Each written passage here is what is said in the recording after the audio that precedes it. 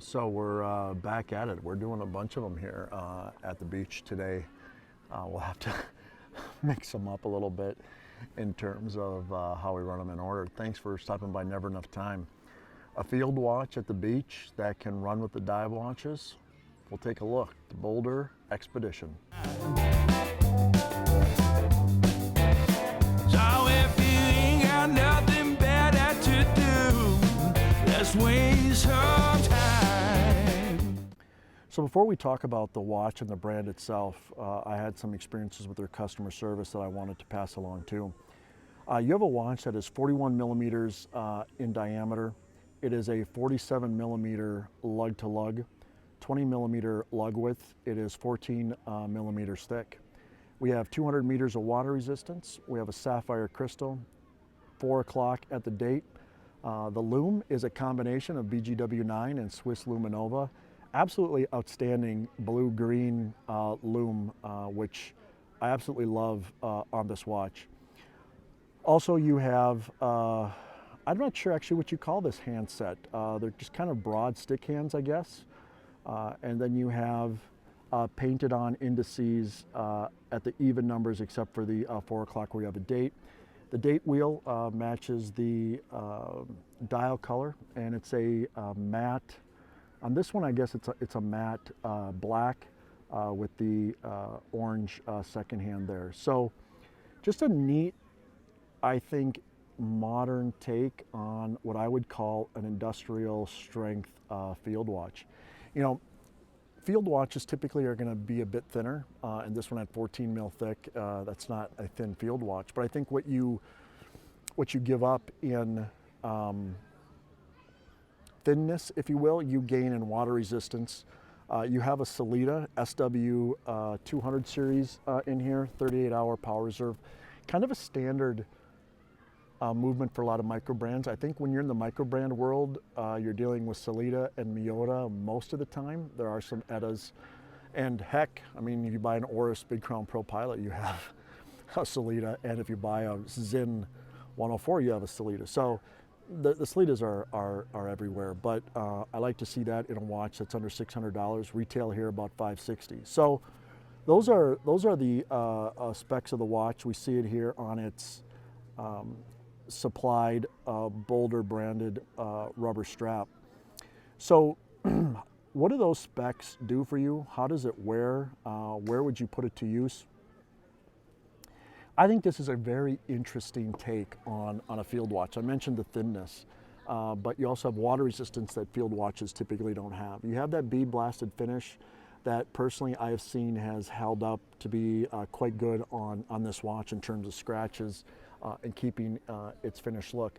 The rubber strap, you can tell the company's trying to push you towards that more field/sporty, and I think that's a really interesting hybrid for this watch. You know, there's not a lot of, I should say that differently. I gravitate towards micro brands that are trying to push the boundaries on how we think about watches or their own designs or how they would put them into use. And I'm not a diver, so maybe a diver could answer if they'd be comfortable using it as a dive watch, but with good loom, internal rotating bezel, and that kind of water resistance. A novice like me wouldn't know why you wouldn't use it the same as you'd use some, you know, older or not older, but compressor style dive watches. So the watch offers a lot in terms of, I would say, adventuring versatility. If you're a check the boxes kind of watch collector, would this be an everyday watch? In terms of how the traditional YouTube influencers or just how traditional watch categories go, it's probably not a typical everyday watch. This is not a watch that I would even pretend that you could dress up. But at the same time, you know, look, I'm sitting at a beach here. No one freaking cares what kind of watch you're wearing, and that's 99% of the public. So really, it's about your enjoyment. When you look at a watch, do you love looking at it? When you live your life, does it perform the way you need it to perform? But if we're going to talk traditional boxes, not an everyday watch, certainly not a dress watch. You can't dress it up. So where are you at? You know, you kind of have a weekend watch for sure. I actually did some bead blasting on a hex head engineer style bracelet from Strapcode, and I'll roll in a photo of that. That looks pretty nice on this watch, but it certainly adds to the industrial look and feel of it.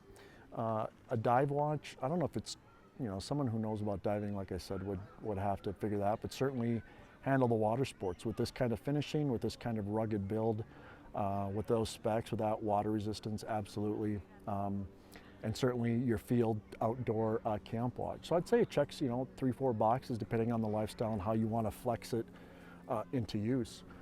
Now, as a brand, Boldr has a lot of interesting watches, and I bought the first version of the Expedition. It was also a Rushmore, and I had bought it after I had gotten a clean cancer follow-up,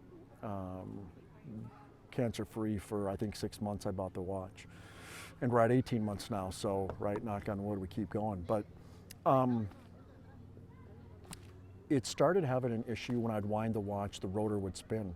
So I contacted customer service. I'd owned the watch about 9 months at this point, and sent a video of what it was, and they said, hey, that's something we need to fix. Why don't you just go ahead and send it right in?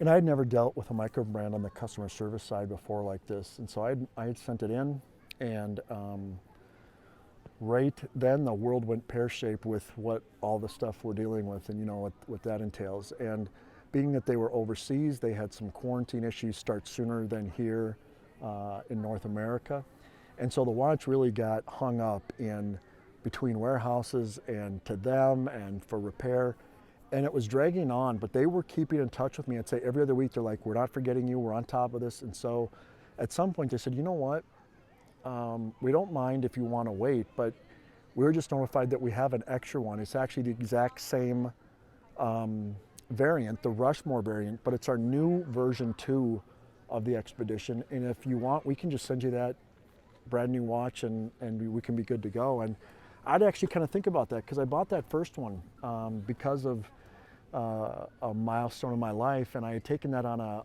pretty fun trip out to Wyoming, and I'll roll in some footages of that where I was actually putting it to use as a field watch, doing some prairie dog hunting and some hiking and exploring, and loved wearing the watch during that. But I said, sure, go ahead and send me the new one. Its lineage stays intact, so I was okay with that.